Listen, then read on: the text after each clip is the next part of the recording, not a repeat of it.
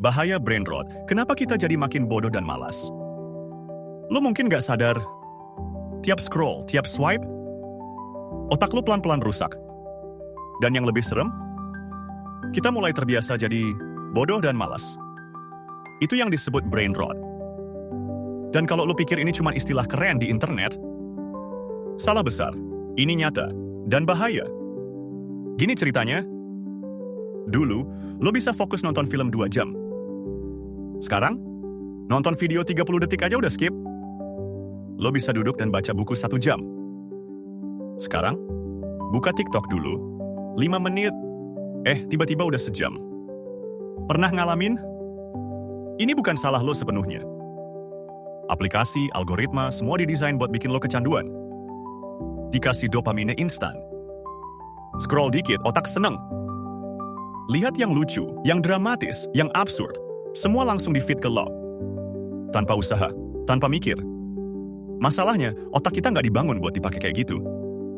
Dopamine yang harusnya jadi reward setelah kerja keras, sekarang keluar cuma karena video kucing lucu. Akibatnya, lo jadi sulit fokus. Males mikir. Gampang bosen. Dan yang paling bahaya, lo nggak sadar, lo kehilangan diri lo sendiri. Pernah nggak sih ngerasa, lo tahu lo bisa lebih produktif, tapi nggak tahu kenapa lo selalu milih rebahan dan scroll? Itu brain rot. Dan yang bikin ngeri, efeknya nggak langsung kelihatan. Tapi dalam jangka panjang, lo kehilangan kreativitas. Lo kehilangan rasa ingin tahu. Lo kehilangan kemampuan buat ngelawan distraksi. Gue pernah ngalamin titik terendah gara-gara ini. Setiap pagi bangun langsung buka HP. Setiap waktu kosong, scroll. Setiap deadline, tunda. Gue ngerasa stuck, kosong, nggak semangat. Padahal secara fisik gue sehat-sehat aja. Sampai akhirnya gue sadar, ini bukan soal malas. Ini soal otak gue udah ketagihan sesuatu yang instan. Jadi gimana caranya keluar? 1. Sadari dulu bahwa lo kena. Kalau lo ngerasa makin susah fokus, makin gampang terdistraksi, itu tandanya lo harus berhenti bentar. 2. Puasa dopamin.